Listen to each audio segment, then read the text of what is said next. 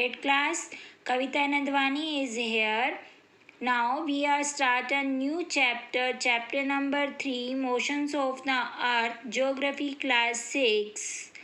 Students, you have already discussed with me the chapter number 1, the Earth in the solar system and globe latitudes and longitudes. अगर आप students ने ये दोनों chapter number 1 और 2 देखे नहीं हैं, समझे नहीं हैं, तो आप इस वीडियो की डिस्क्रिप्शन बॉक्स में जाकर दोनों चैप्टर को देख सकते हैं, जिसके बाद आपको motions of the earth chapter काफ़ी अच्छे से क्लियर हो जाएगा। स्टूडेंट्स, आपके माइंड में हमेशा ये क्वेश्चन आता है कि किस तरह से दिन और रात बनते हैं, किस तरह से कई जगहों पर दिन होती है और किसी जगह पर रात होती है, कभी बारिश आ जाती है, कभी बारिश नहीं होती है, धूप निकल आती है। तो ये क्या होते हैं, चेंजेस होते हैं, मोशंस होते हैं, मोशंस ऑफ द अर्थ इनको बोलते हैं, मोशंस ऑफ द अर्थ। तो इस मोशंस ऑफ अर्थ के बारे में हम चैप्टर नंबर 3 में स्टडी करेंगे। As you know that the earth has 2 types of motions, namely rotation and revolution. देखो, अर्थ में क्या होता है, 2 टाइप के मोशंस होते हैं, फर्स्ट रोटेशन एंड सेकंड है रेवोल्यूशन। देखो, अब रोटेशन और रेवोल्यूशन क्या होते हैं। रोटेशन का मीन्स होता है जब अर्थ अपने एक्सिस पर मूव करता है, मूवमेंट जो होती है उसके अपने एक्सिस पर होती है, उसको हम बोल देते हैं रोटेशन। और जब अर्थ सन के अराउंड एक फिक्स्ड पाथ में रोटेशन करता है, राउंड लगाता है, तो तब हम उसको बोल देते हैं revolution. The axis of the earth which is है ना इमेजिनरी लाइन। ये आप लास्ट चैप्टर में भी पढ़ चुके हैं कि जो अर्थ है, मान लो ये अर्थ है, अर्थ में जो ये लाइन होती है, ये इमेजिनरी लाइन्स है, इनको हम क्या बोलते हैं, याद है आप स्टूडेंट्स को क्या बोलते हैं, ये होते हैं हमारे लॉन्गिट्यूड्स, ठीक है। और अगर इस तरह से बने हुए होते हैं तो इट्स अ लैटिट्यूड्स। देखो, the axis of the earth which is an imaginary makes an angle of 660.5 with its orbit plane. The plane formed by the orbit is known as the orbit plane. अब यहाँ पर जो orbit plane की बात की गई है, orbit plane क्या होता है, देखो, जब अर्थ जो होता है सन के अराउंड मूव करता है तो एक इमेजिनरी लाइन जो बनती है वो 66.5 डिग्री ऑर्बिट प्लेन पे बनती है, उसी को हम बोल देते हैं orbit plane. The earth receive light from the sun. जो अर्थ है, पृथ्वी है, वो सन से रोशनी लेती है। Due to the spherical shape of the earth only half of the gets light from the sun at the time. देखो, जो अर्थ की शेप है वो टेंटल शेप में होती है। मान लो ये अर्थ है हमारी, ठीक है, और यहाँ पर नॉर्थ पोल, यहाँ पर हमारा साउथ पोल है, ये बीच में हमारी अर्थ है। अर्थ देखो क्या है, टेंटल पोल, मतलब ये थोड़ी सी टेढ़ी होती है, प्रॉपर राउंड में नहीं है, प्रॉपर स्ट्रेट में नहीं है, बट थोड़ी सी ये शेप्टल शेप की होती है, मतलब थोड़ी सी झुकी हुई होती है, नीचे की तरफ टेढ़ी होती है।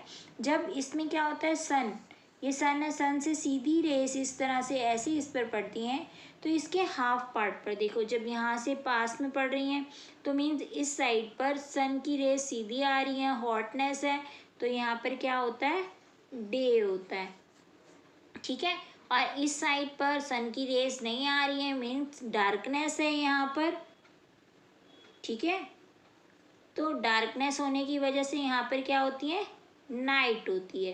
Clear student.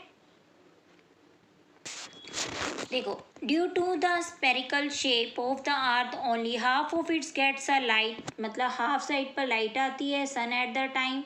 The portion facing the sun experience day. जब सन की रेस सीधी अर्थ पर आती हैं तो एक्सपीरियंस द डे, तो हमें पता चलता है वहाँ पर लाइट है तो डे है, और अदर हाफ में हमें एक्सपीरियंस होता है नाइट का।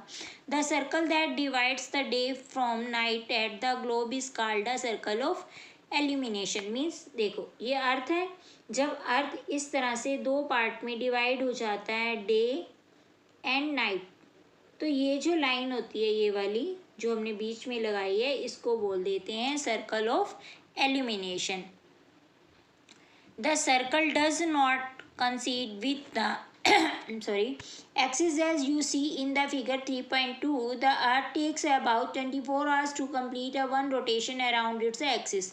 अब यहाँ पर देखो जो अर्थ है वो 3.2 फिगर जो हमें ये शो हो रही है, इसमें हमें पता चल रहा है कि ये 24 आवर लेती है, ठीक है। 24 आवर में अपनी एक रोटेशन जो है कंप्लीट कर लेती है। The period of the rotation is known as the earth day, तो इसको हम क्या बोल देते हैं, अर्थ डे, ठीक है, जिसमें वो अपनी रोटेशन को पूरा करती है अर्थ सन के अराउंड। मान लो ये सन है और जो अर्थ है वो इसके चारों तरफ ऐसे रोटेशन करती है, मूवमेंट करती है, तो बट ये इसके चारों तरफ अगर रोटेशन करेगी तो उसको हम बोलते हैं रेवोल्यूशन। बट यहाँ पर मान लो ये सन है, ठीक है, और ये अर्थ है, और ये अपने ही पोल पर, जब अपने ही पोल पर घूमती है तो उसको हम रोटेशन बोलते हैं। और ये जो अपने ही पोल पर घूमती है, इसको पूरी रोटेशन करने में 24 आवर्स यानी कि 1 डे लगता है।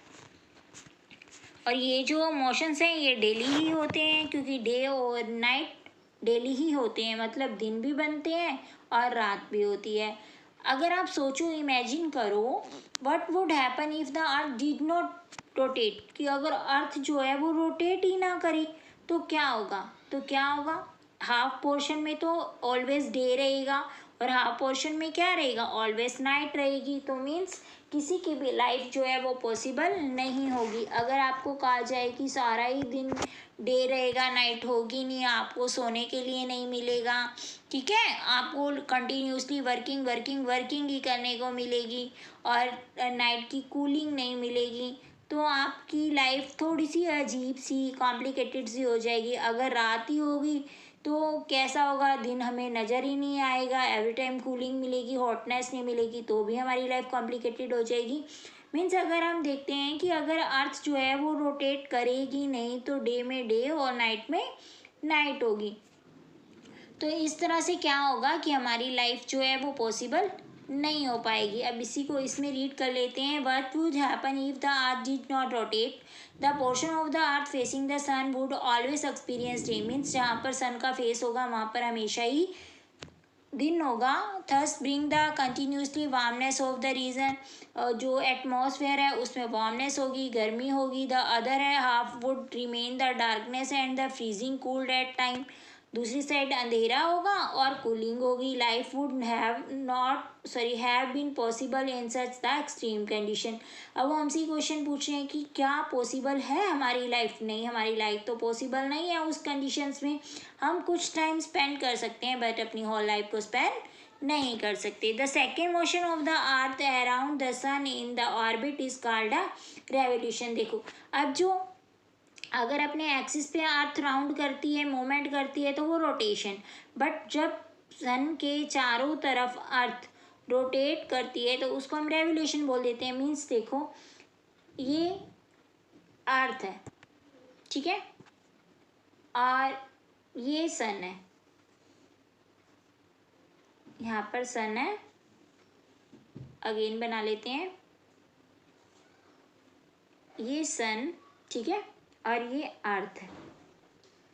अब ये अर्थ है, ये इस तरह से रोटेट करती है, ठीक है, ये अर्थ हमने बना दी, फिर ये यहाँ से रोटेट करेगी, फिर अर्थ बना दी, ये इस तरह से रोटेट करती है, मतलब सन के चारों तरफ राउंड लगाती है। और सन के चारों तरफ राउंड लगाने में अर्थ को टोटल टाइम लगता है 365 days and half day, 1.5 day का भी 1.5 मीन्स 1 डे का फोर्थ पार्ट। 1 डे का फोर्थ पार्ट कितना होता है, देखो 1 डे में 24 आवर्स होते हैं। अगर हम इसका 1/4 निकालेंगे तो हमारे पास आ जाएंगे 6 आवर, ठीक है, यानी रोटेशन को पूरा करने में 365 डेज और 6 आवर जो हैं वो अर्थ को लगते हैं सन के चारों तरफ रोटेशन करने में,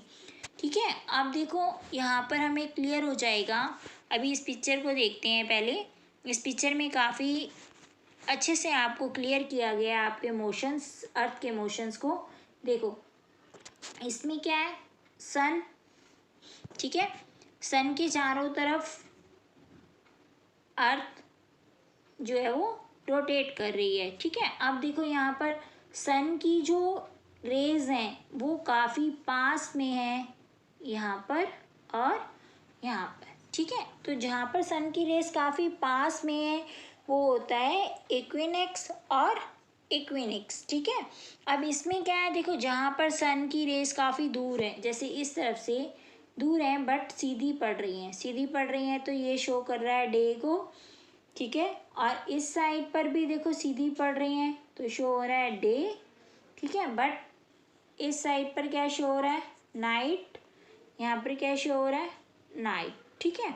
अब देखो नॉर्थन हेमिस्फीयर में हमें समर शो हो रही है, बट साउथर्न हेमिस्फीयर में अगर हम नीचे वाली साइड देखते हैं तो हमें विंटर शो हो रही है।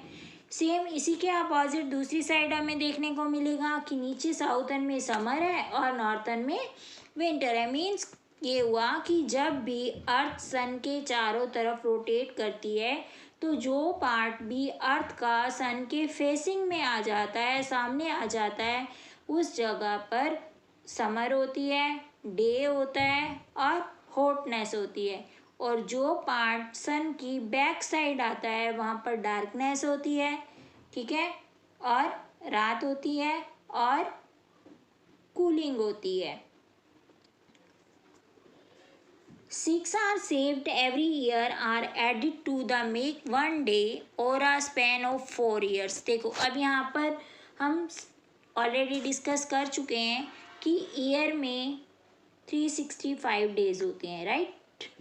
बट कुछ ऐसे ईयर्स होते हैं जिनमें 366 डेज होते हैं, जिनको हम बोलते हैं लीप ईयर। अब ये लीप ईयर किस तरह से बनता है, देखो अभी आपने स्टडी किया कि जो अर्थ है वो रोटेट करने में 365 डेज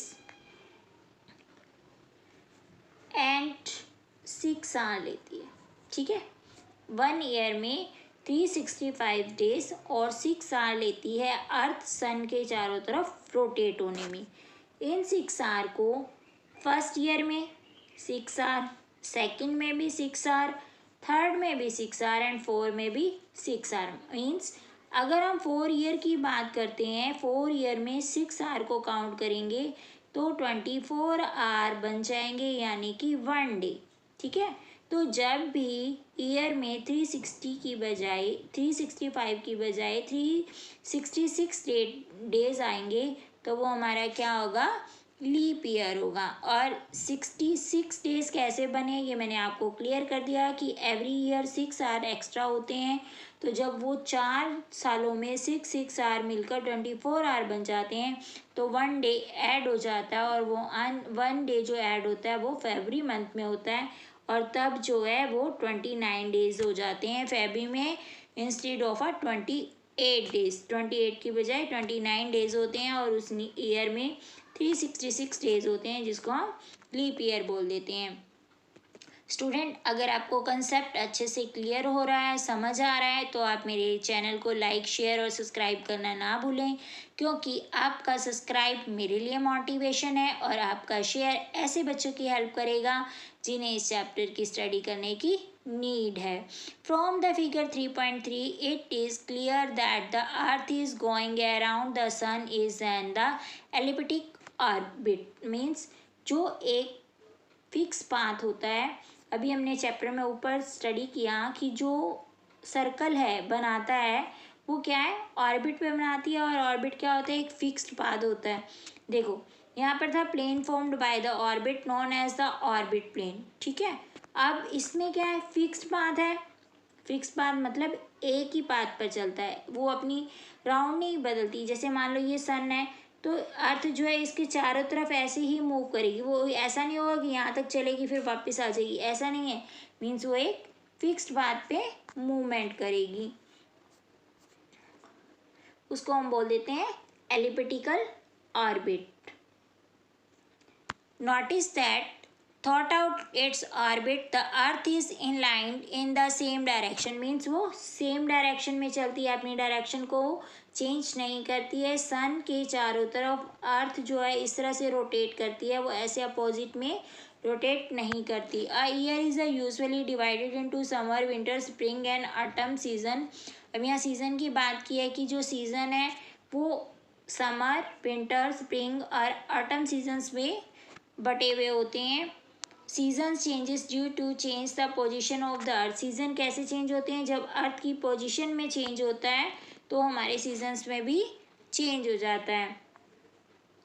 देखो यहाँ पर एक एक्टिविटी दी गई है और काफ़ी अच्छी एक्टिविटी है, स्टूडेंट जो है वो ट्राई कर सकते हैं खुद से। Do you know how the draw ellipse? Take a pencil, 2 points and the loop of the thread. आपको एक थ्रेड लेना है, 2 पिंस लेनी है, ठीक है। आपको क्या करना है, एक सर्कल लगाना है, सर्कल के बीच में एक फिगर बनानी है और वहाँ पर 2 पिंस लगाकर, जैसे पिक्चर में दिखाया हुआ, आपको पेंसिल से टिक कर कर वहाँ पर आपको एक थ्रेड को बांध देना है, जिससे कि ट्रायंगल की शेप बन जाएगी। काफ़ी अच्छी एक्टिविटी है स्टूडेंट्स, आप खुद से ट्राई करना। Look at the figure 3.3, you will see the 21 June the northern hemisphere tilted toward the sun. देखो यहाँ पर डे बताया हुआ है 21 जून, जब नॉर्थन स्फीयर में होती है the ray of the sun fall directly. तो यहाँ पर जो रेज आती हैं, सूरज की जो किरणें आती हैं वो डायरेक्टली आती हैं, मतलब एकदम सीधी आती है on the tropic of cancer पर। ट्रॉपिक ऑफ कैंसर मतलब कि जो कर्क रेखा होती है उस पर सूरज की जो धूप है वो बिल्कुल सीधी आती है। These areas receive more heat, यहाँ पर बहुत ज़्यादा गर्मी हो जाती है। The areas near the poles receive less heat at the lay of the sun and slanting.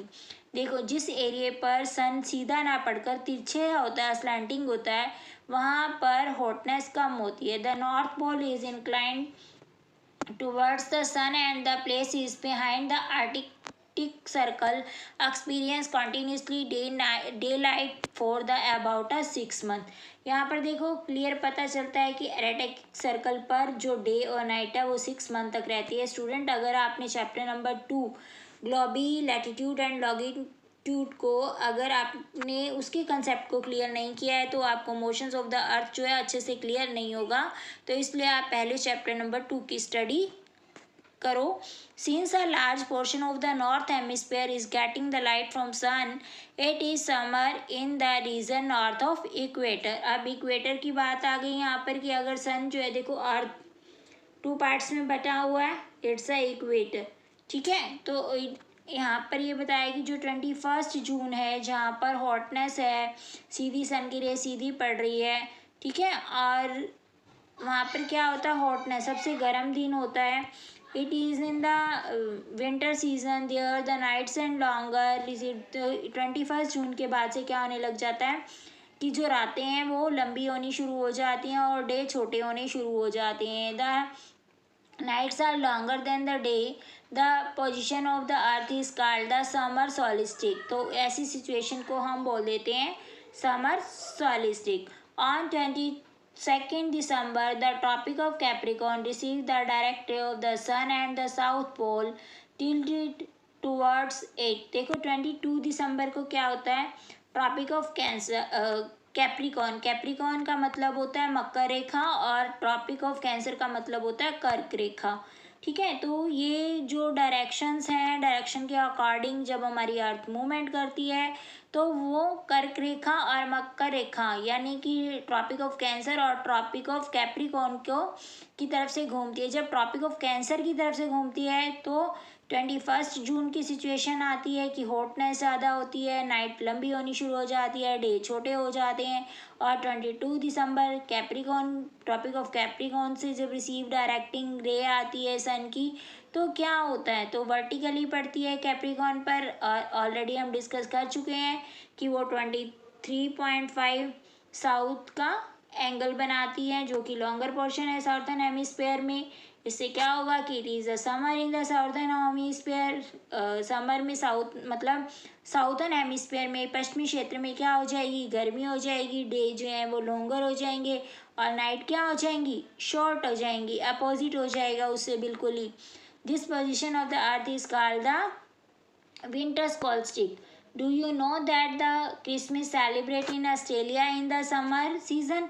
देखो यहाँ पर 25 दिसंबर को क्रिसमस सेलिब्रेट किया जाता है इंडिया में, बट ऑस्ट्रेलिया में जब 25 दिसंबर को सेलिब्रेट किया जाता है तो वहाँ पर समर सीजन होता है, ठीक है। और यहाँ पर क्या होता है, विंटर सीजन होता है। On 21 March and September 23 directly of the sun fall on the equator. 21 मार्च को और 23 को जो सन की रेज हैं वो सीधी की सीधी इक्वेटर पर आती हैं। At this position neither of the poles is title toward the sun, so the whole earth experience equal days and equal night. तो उस सिचुएशन में क्या होता है, डे और नाइट इक्वल हो जाते हैं, जिसको कि हम बोल देते हैं इक्विनोक्स।